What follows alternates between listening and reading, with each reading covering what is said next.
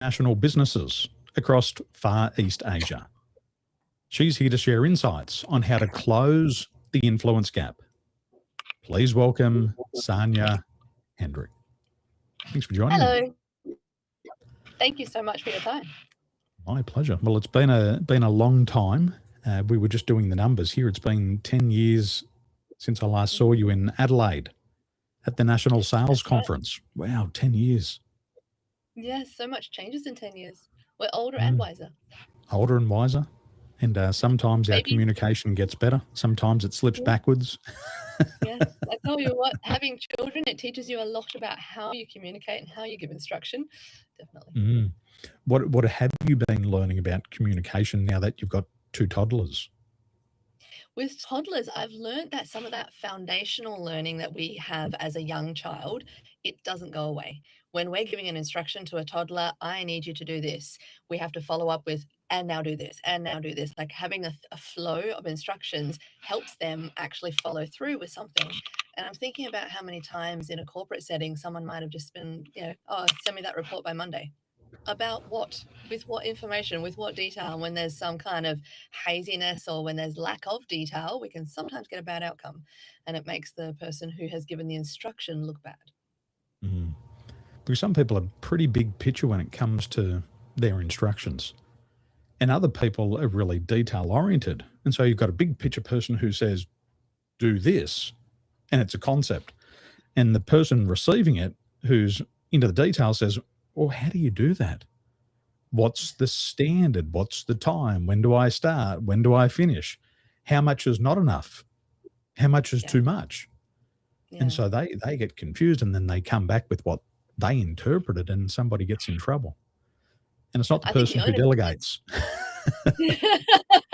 I think the onus is on the communicator to be aware that there are different profiles of the people you interact with, the people in your team. And so conscious of that, you adjust the way you approach your high D, high I, whatever it might be, whichever methodology you subscribe to. But the onus is definitely on the speaker to adjust your approach and to be conscious of how you speak. This is the same for relationships. The number one breakdown of most significant relationships is communication. And it's often because of a misinterpretation of what was said. One of my first understandings that my communication wasn't all that good was I was working with Emirates Airlines.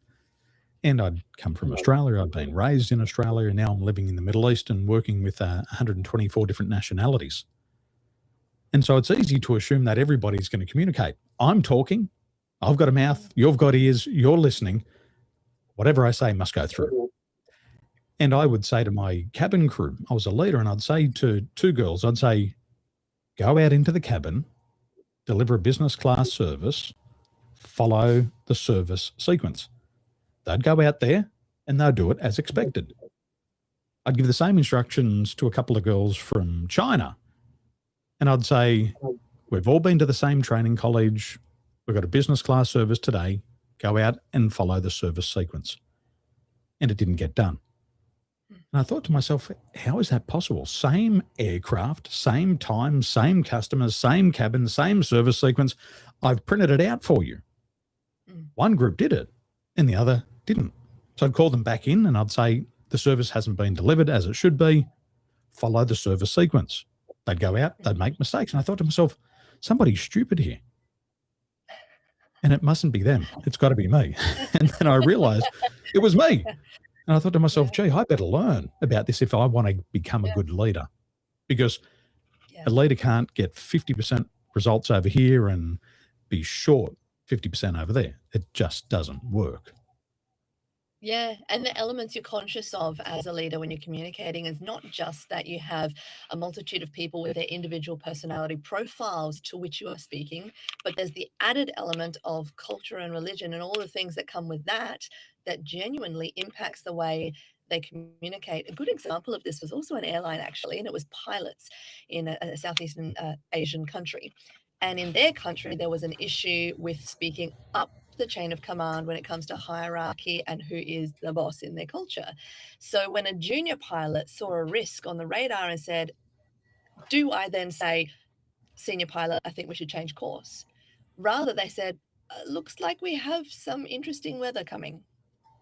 Now, that was so subtle. Could that be a miscue of turbulence ahead, reroute? He wasn't getting it across clear enough. The senior pilot didn't take the hint, but it was inappropriate in the culture to speak up the chain of command. They got closer and closer to the violent turbulence. The senior then started missing the cue so much, the junior just like, we should redirect. He got so direct, there was an audible slap on the black box recording, an audible slap. Now you're thinking about, well, who's at fault here? Is it this layer or that layer, that they're different personality profiles, or that whole cultural element? It all has an impact on how we communicate, how we share and receive information. There's definitely an art to this. It is a major problem. When I was with Emirates Airline, the company was spending millions of dollars to try to solve this problem because you've got 124 different nationalities and 124 different expectations. You've got all these cultural nuances. But on the airline, when it comes to safety, there should only be one culture. But it's not an assumed culture. You've got to speak about it. You've got to say, this is the standard. And then you've got to teach people how to set the standards. And we would see incidents like this all the time.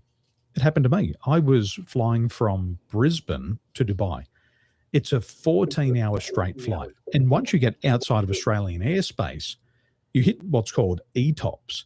And ETOPS is the furthest point from where you can land or where you can turn around and go back to. So imagine you're being halfway between the subcontinent of India and Australia, and you're in the middle of the ocean. If you've got to turn around, it's 4 hours to India and it's 4 hours back to Australia. Yeah. And if something goes wrong at that stage, everybody's screwed. Yeah. So I've done my meal services. We've got, 250 people in economy class. And I said to my crew, we're going to now take rest. So you've got to manage the rest of the crew. You can send a couple to the cockpit to speak to the captains and have a bit of a breather. You can send people to the crew rest compartment. It's like they go and sleep in a coffin for a couple of hours. And then you've got to have some operating in the cabin. So I allocated everybody their jobs. About an hour later, I'm walking back through the cabin to do my checks. And I saw something on the floor. And I looked at it and the lights were off. And some of these aircrafts are really dark. It's almost pitch black. Maybe only the television's on. Yeah. And I thought to myself, that's a human on the ground. Oh. And I tapped the gentleman on the back and I said, sir, could you wake up? You can't sleep on the floor. Yeah. Now, he was so rude that he just totally ignored me. And I thought, you arsehole. I tapped him on the shoulder again. Sir, you can't sleep on the floor. If we hit turbulence, you're going to fly up and hit the roof. He ignored me again. So I thought, screw you. I'm going to turn the lights on 100%. So I went over to the panel. I was going to make a scene, embarrass him, turned on the lights 100%. He's unconscious. So the next thing, I got to pick up the phone, SFS and defib to R4 right now. Emergency. We've got to get the heart starter here. So all the crew raced down. We got oxygen. We got the emergency medical equipment. We're on the telephone to telemedicine. Anyway, one of my crew come up and said, what are you doing? I said, this gentleman's passed out. He's in your area of responsibility. And I have no idea how long he's been here for. She said, oh, don't worry about him. I said, why not? She said, he's rude. I tried to wake him up and he just ignored me. And I said, how long ago was that? She said, probably an hour ago. Now, she was from Asia and she knew something was wrong. But instead of saying something about it, she just went and hid in the aircraft. And so she was afraid that if she reported it to me, it'd look bad on her. She'd lose face, be in trouble. So the best thing was just ignore it and hopefully it goes away. Yeah. But it was a big lesson for all of the crew that day. Yes, absolutely. Such a big lesson.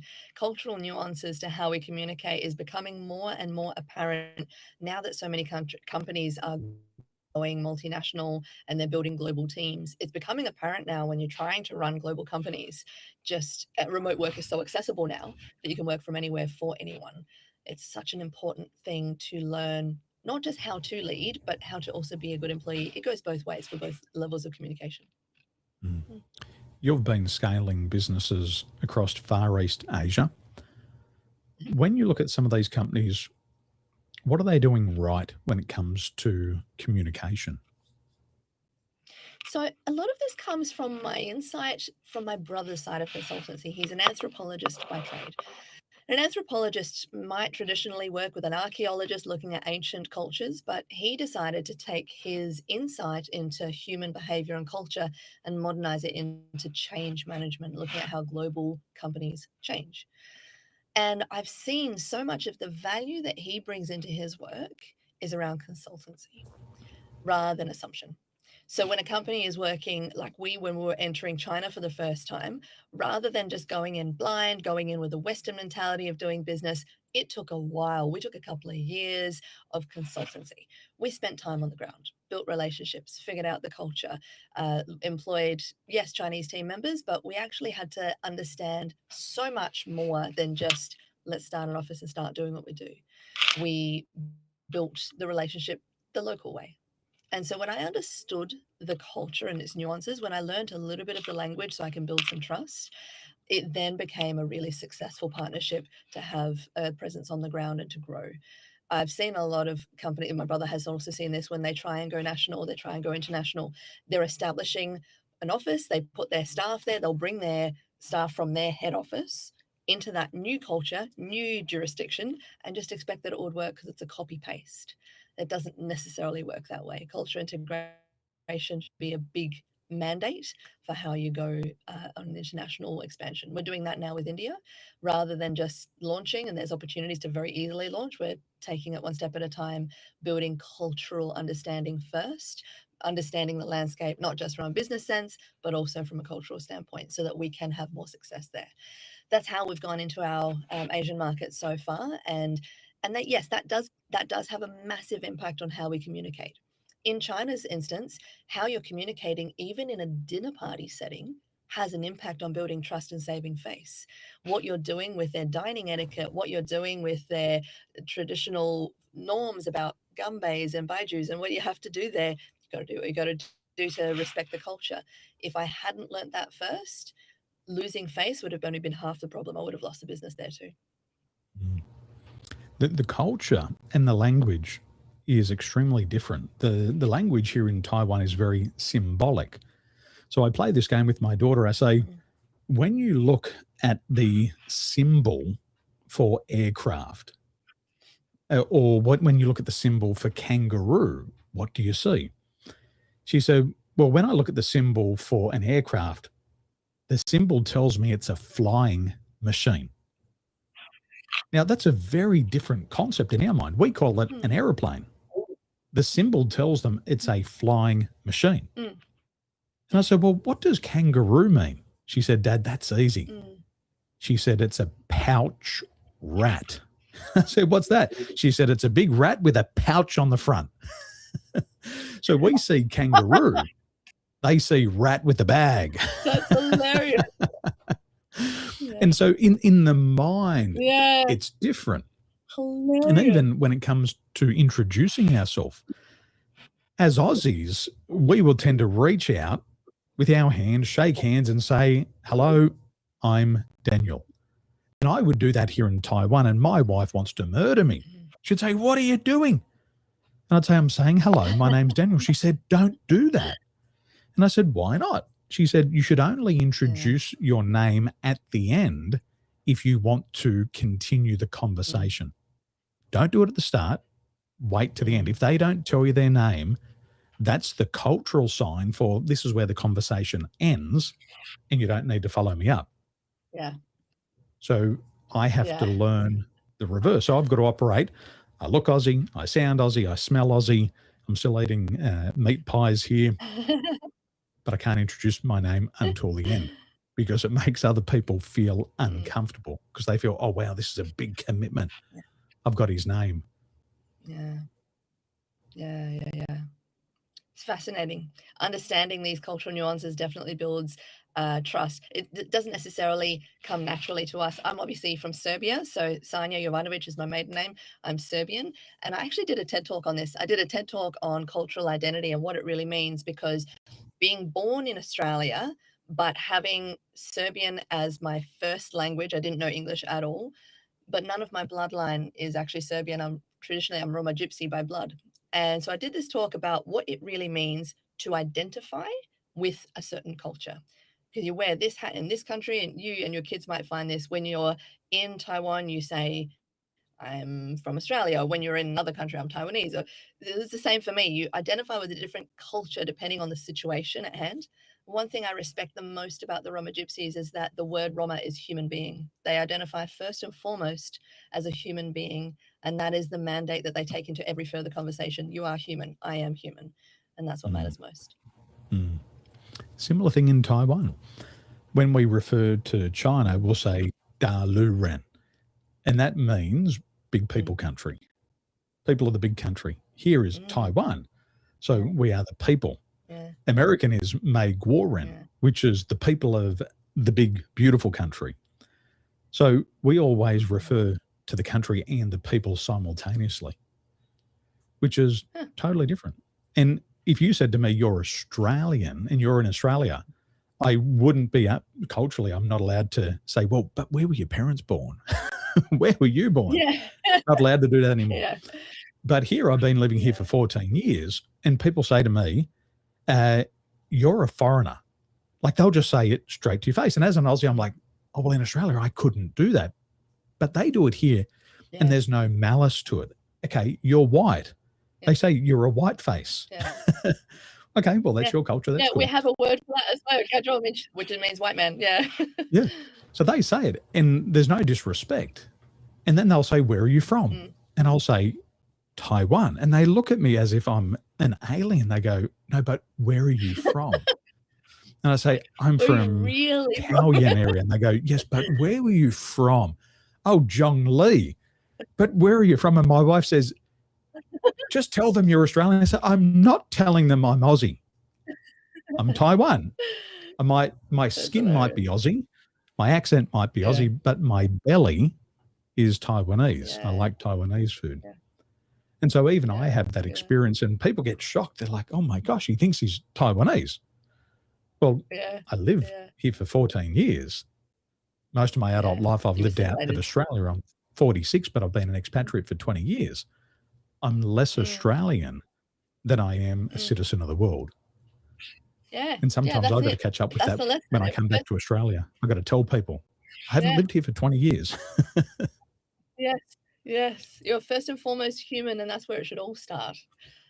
It is. Yeah. And I think if we could float up above the world and look down on and see what's happening around the world at the moment, we'd realise we're not going to war with somebody else. We're going to war with ourselves. We're not killing somebody else. We're killing ourselves in all of these crazy wars. And I think that's that difference between exclusivity and inclusivity. There's some people who are very good communicators who include everybody, but there's some communicators who don't engage other people. And so I think as a world, we, as the Maoris would say, is we're all one. And if we can do that, that's, in my opinion, a better place to live. I agree. That's wholesome. Never know where these podcasts go. I've had some really good leaders over my years, and I found that the best leaders were great communicators. But I also had a lot of poor leaders, and I realized that most of them had never trained in communication. They could speak, they could talk, but they couldn't communicate. What are the complaints of team members about their leaders when it comes to communication? A really common thing you hear from a junior about a senior is that they don't don't hear me, I don't have a platform, they don't trust me. There's some kind of level of disconnect of I do this, I say this, and you just have to follow blindly potentially. So that's a really common thing. And I think, like you suggested, they speak, but they don't necessarily communicate. A big part of that communication is actually not just advocating, but having the consultancy, listening to both sides, having a platform to share innovative ideas. You know, it's funny that we never actually formally teach this. When you look at traditional curriculum throughout schooling, there's quite a focus on STEM education now for our kids in school, which is great. But then they finish and they're trying to get real jobs and they don't know how to do a job interview. They'll then go into university and get even more technical expertise as an engineer, and they'll come out with brilliant technical knowledge, being able to land an engineering job, but then they can't actually run a boardroom. They can't speak up the chain of command to their seniors. And at no level, at no stage during our traditional education are we making communication a mandatory skill set. For some reason, it's still referred to as a soft skill rather than a foundational life skill. It should be a foundational life skill we invest in beyond the technical expertise. An example of what we're seeing now across our Asian clients in China and in India is that there's so much focus on the technique, so much focus on the technical. They want to invest in their kids' education so that they get entrance into these brilliant technical colleges. They get invited to go to Harvard, whatever it might be. They're looking for that technical focused education. Putting all of that aside, they still don't invest in this particular skill set. So that when they get into these senior leadership roles or they're replying to a senior leader, there's communication breakdown, there's increased stress. These stressed environments, they make mistakes. There's environments where you should not be making mistakes, like medical, and they're still not training this skill set. It's a shame to see that's the way the world is, that this is considered a soft skill rather than a skill that genuinely impacts the livelihoods of everybody on earth. I wish that we taught it in education systems. With jobs here in Taiwan, the way to get a promotion is not necessarily to be the best at what you do. It's just being able to stick around longer than anybody else.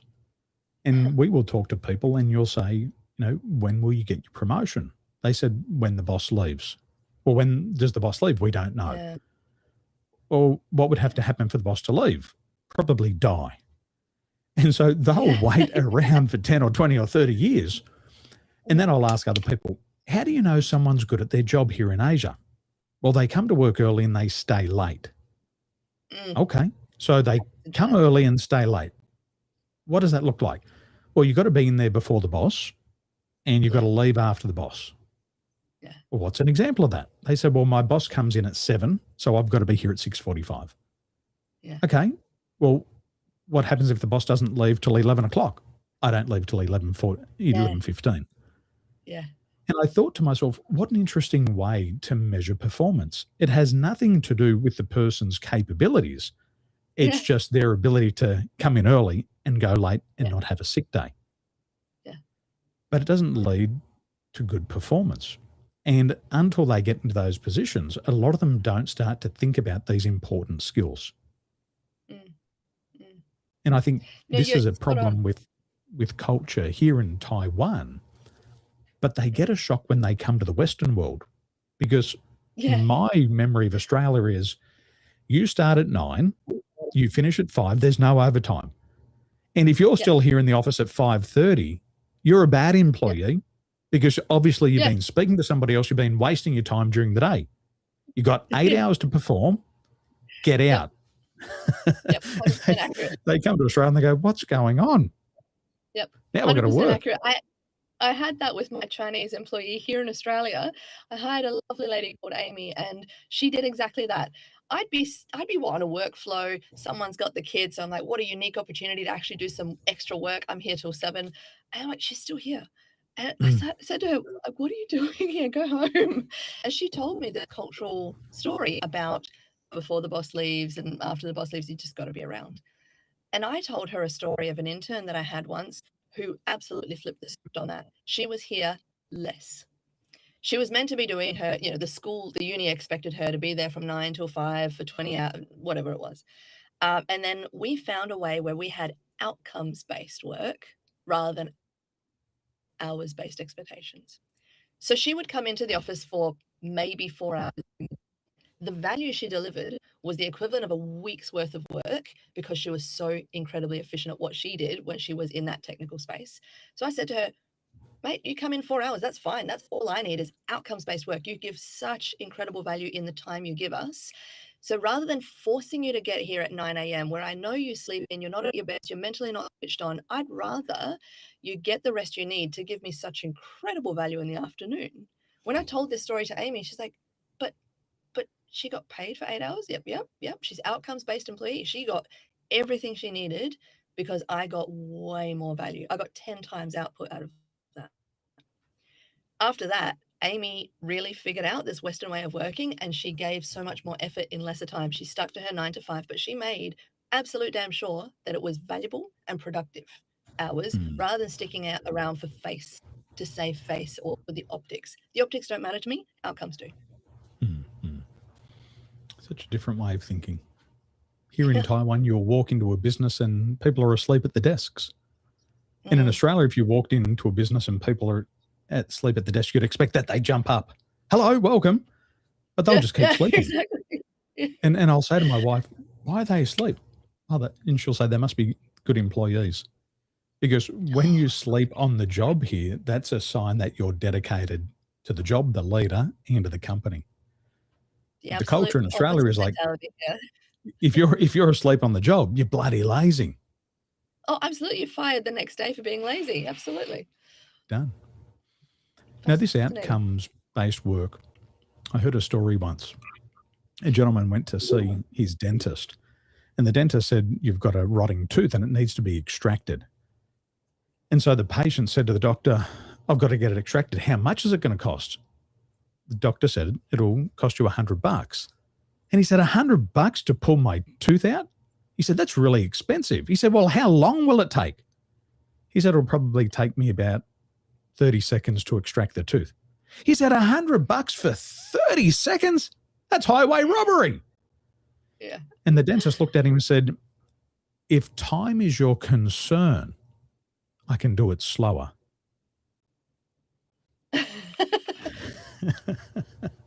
Right. And why not? If somebody has developed a skill set to be able to do a job that most people take 8 hours to do, and they can do it in 1 hour, why should they be punished and have 7 hours of income removed because of efficiency? If it hits the benchmark, if it's done within specification, there should be no extra charge, or there should be nothing removed from them. Do your job, go home. Done. Yes, absolutely. Outcomes-based focus creates such incredible efficiencies. It actually had an incredible impact on our team culture. For her, it meant that she wasn't coming into the office looking drugged and tired and dragging her feet behind her. She bounced into the office with the energy she needed because she's a night owl. And so it added so much value to our culture where people kind of got the work, they got the work parameters that worked for them. I mean, this is the Google way of working, right? You design your office space. If you get a job there, you get all the flexibility you need. They do work differently. We do culture differently. And so we put people first. First thing we do every day that we're with our team, first half hour is a personal lap. We do something we call coffee and chats. Rather than just doing the Monday morning whip, we do it every single day. First half hour of the day, everyone gets their personal time. Tell me about what you do for fun. This was today's thing. If you could revive anyone from history and have a meal with them, who would it be and why? And that's what we just chatted about for half an hour. We gave them the time. You get insight into how they think, what they value. It's such an important thing. And so culture first has created such a great workspace where people keep coming back. But every time I've had an intern and their scheduled internship finishes and they get course credit and they graduate, they come back. They just keep coming back saying, can we just hang around here? You guys are cool. What a great way to measure success. They don't want to leave. They want to stay. Yeah, correct. Our world is changing very quickly. I used to think that the world was going to get better in a lot of ways, but I think for a lot of people it's getting tougher than it was, especially in the 80s and 90s.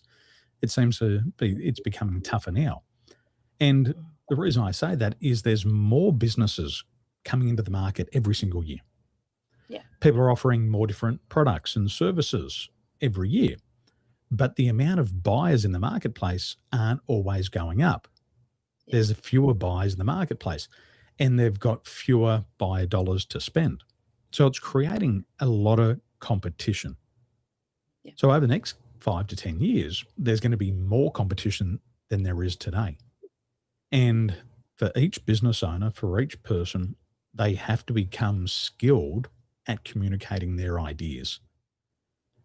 Over the next 5 to 10 years, what are those core foundational skills that people have to learn in communication to make sure that in 5 to 10 years from now that they remain competitive in the business environment? Communicating, like you highlighted, is not just about communicating value, but also matching that value to a need. So if you're solving real world problems that exist in the market, then it's a no-brainer that they'll pay for it if it's communicated right. This is part of the reason why we say he could sell ice to Eskimos or sand to the Sahara. It is because of that, not just because they are a sleazy salesman and they're pushing sales, but they're solving someone's genuine need. Now, initially, when there's a lot of competition entering the market, people have tried to hyper niche. So, sure, I'm an accountant, but I'm an accountant for SMEs. Now I'm an accountant for SMEs in this industry. Now I'm specialized as I'm like the go-to accountant for dentists, and that's it. Like they've tried to hyper specialize so that they get some kind of cut through, so it's an easier thing to talk about. Yes, that is true. Niching has been this fantastic marketing ploy to get that cut through, and it is easy to communicate to say, I'm the only accountant in Australia who specializes in dentists. In that way, that's a great thing to communicate. When you've got a hyper specialization, it gets cut through. But something else that I think is also really valuable is what we've adopted, and it's a collaborate, don't compete model. So I have my specialization. Tom has his. Everybody in my team has a specialization that gives them that hard cut through that they need in the market. But what we've been able to do is create a collaborative ecosystem within our business where everybody in the company that we're running here is technically a competitor. But we then approach clients as a one-stop for every communication need they have. That kind of flips it on its head. So firstly, it's about that really niche cut through, making sure that you've got something that only you can say when you're communicating, rather than just competing in an environment where you're yet another accountant doing yet another accounting job. You're the only accountant who can do this. You're the only accountant for this particular industry. You're the only one doing something unique. The next thing that's valuable to that is where you then have behind you an army of collaborators who solve multiple problems for that client. If I'm coming to you with going, hey, by the way, I've also got a specialist IT company in my team. They happen to specialize in working with dentists. I now have an army of people behind me who solve multiple problems for you. That's such a valuable thing to communicate. I have a niche specialty, but I have an army of experts behind me who also help you. That's great communication. Talking about niche and specialties, you have a background in theatre. So when it I'm a comes ballerina. to ballerina, when it comes to communication, your specialization is theatre. How does that help your clients? Because a lot of people would be afraid to get on stage. Most people are afraid to public speak. Everybody knows people would prefer to die than to get up on stage and speak. But you've lived your life on the stage. How does that specialization help your people? You're right. People would rather give the eulogy than be in the coffin. They'd rather be in the coffin than give the eulogy, which is a shame because eulogies can say so much. Getting on stage, the fear that people have around getting on stage, it's less about their technical knowledge. I mean, because like we said, we've put so much focus on STEM education, all the technical expertise in uni. You come out, you've got a lot to say. But it ends up being something that they reverse onto themselves. What if I forget what I'm going to say? What if I mess up this thing? What if the tech fails? What if a question throws me off? It's usually focused on them, kind of like a spotlight. So, what I would say about this communication gap, bridging this communication gap, is that the theatrical aspects of presentation can sometimes be the cure for the stage fright. Here's an example of that. When I have one of my experts, a PhD student in, say, medical technology, Putting them on a TED stage to do a TED talk, they have to not be a medical expert to some degree. They have to become a storyteller. That's not necessarily something they're accustomed to in their laboratory environment, but it is a different layer of them. It's kind of like taking off the lab coat and picking up a briefcase and becoming an expert in a different thing, communicating it in a way that the masses watching that TED talk will understand. So rather than turning them into something they're not, I give them the analogy of just taking off a lab coat and becoming them. Here's a good example of that. That lab technician, that expert in that particular area, you put them in a pub with their friends. And for those watching online, a pub is like your local restaurant or club. You're putting them in a pub with their friends, they're having a beer and they're chatting about what they just did in the laboratory. They're less likely to speak from a technical expertise there. They're less likely to use technical jargon and acronyms. They'll turn it into something that their mate might understand. And in that forum, they can do that. So in a similar way, I say, you're taking off your lab coat, you're going to a pub with a friend. Your pub is the TED stage. Let's perform the role. Let's turn it into a character that you can play. And that can sometimes be the thing that takes off the fear and puts on a level of confidence when they're actually just playing a role. I went and learned public speaking in 2016.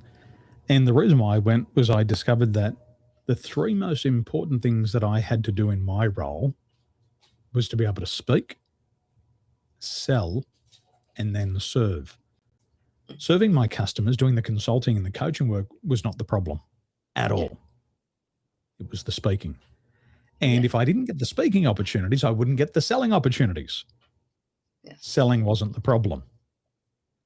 Speaking was the problem. So I went and did a speakers program. I flew to America. I learned a lot. And at the end of the training, the trainer, he said to me, Daniel, you're good. You're technically good. You know how to deliver your king's speech. He said, but now you got to work on your voice. And I said, my voice? He said, yes, you got to work on your voice. And I said, well, what's wrong with my voice? He said, your intonation's incorrect. You speak too fast. You're trying to put too much information into a sentence. He said, you've got to learn to articulate what you're saying. You got to bring it to life. And I said, well, how do you do that? And he said that he had been on stage for years and he had been presenting in corporate environments. And he took a year off public speaking and he went and found an acting coach. And he said for a whole year, he learned how to act on a stage. He came back, combined it with his technical knowledge and his speaking abilities, and he said his career skyrocketed. So I thought to myself, well, I better go get a voice coach. So I went and got a voice coach, and my voice coach, he played Jesus Christ in the Broadway show, Jesus Christ Superstar. And he did that for a decade. Wow. And I had no idea what I was in for. But he said, when you're talking to your audience, he said, you've got to be a moving target. You've got to be able to speed it up. You've got to slow it down. You've got to be able to move. You've got to increase the volume. You've got to slow it down. You've got to whisper. You've got to shout. He said, you've got to keep it moving. And I was like, oh, wow, that's a lot to do. But I had the basics on how to structure it. But now I had to develop the voice to go with it. And so once I combined those two bits and pieces together, in the following 100 days, my sales income in my business went up $100,000. The content was the same. Daniel was the same. The sales process was the same. The speaking got a lot better. Delivery, and the doors opened up. And I did that in 2016. And just before we got onto our podcast today, I still do the vocal exercises. I sat here for 30 minutes, warmed up the voice box, because what I realized as communicators, the number one tool we have is our voice. And just like a good athlete stretches their muscles, we have to stretch and warm up our vocal cords. And I know how important this is, because if I go back and listen to my voice on a podcast back in 2014 or 2015, I sound like Mickey Mouse. And I don't want to be like Mickey Mouse in this job. Yeah. It is your tool, right? It's your asset that you know how to harness if it's done right. put in the right hands, if you think about, say, a vehicle, a car, if you put it in the right hands with someone who knows how to use it, it can go from being an accident-prone car in the hands of a 15-year-old to someone who's a rally driver who will actually absolutely get performance out of anything. The tool in the right hands. So if you learn how to use it, it definitely makes a difference. One of the things that we run with our clients is voice change. And so it'll start super base level where we'll have a phrase like, I'm fine, on the screen. And then we'll force them to deliver that sentence, I'm fine, in every possible emotion, which could be something like, no, I'm fine, versus I'm fine, versus I'm fine. And it changes the tone completely because of its delivery. So when someone fully scripts their presentation for a keynote and they expect that a scripted presentation means I can just speak to that, no, the delivery changes the tone completely. If you've said something the incorrect way, if you've paused in the wrong part of a sentence, the meaning flips. So if they learn how to use their voice, how to train that thing so that they can deliver the you can't handle the truth speech with all of the dynamics that the voice should go through, then they've learned how to do that for their own presentations. It's such an asset, whether you're on phone, podcast, or the stage. It's something worth mastering. Pausing in the wrong place. It's good if you want to hypnotize people. But if you're trying to deliver a corporate presentation and you can't handle the truth. Yeah, exactly. If you're pausing in the wrong place and you got the wrong tone, everybody goes, what the fuck was that? Yeah, exactly. Exactly right. And you don't want that confusion. I studied NLP and I've been training it for years. And in NLP language, we purposely want to pause in the wrong place. And people go into corporate settings and they pause in the wrong place and they don't get the thumbs up. They get the thumbs down, like in Gladiator. Kill them, get them out. Yeah. A little pause at the right place, like in music. They say with music, you only really hear and process the music in the pause. And when you pause and allow people to process information, they start to get what you say. And nobody ever says, can you repeat yourself? Mm-hmm. They just get it the first time. Mm-hmm. And I find a lot of people, what are the numbers? We can speak between 125 to 150 words per minute. Yeah. The brain can process it 500 to 600 words per minute. And so most people think, well, we should speak a lot faster. No. You can only, if you're really interested in a topic and you know a lot about it, you can probably retain 20% of what you've heard. Mm. But if it's a low interest, no interest topic, or you're at the start of the journey, or somebody's giving you a new concept that you've never considered, your retention could be as little as 10%. So if you slow it down, pause, let the other person think and process, people will get it the first time. Correct. And there's a lot going on in someone's computing of what's being said that you don't have control over.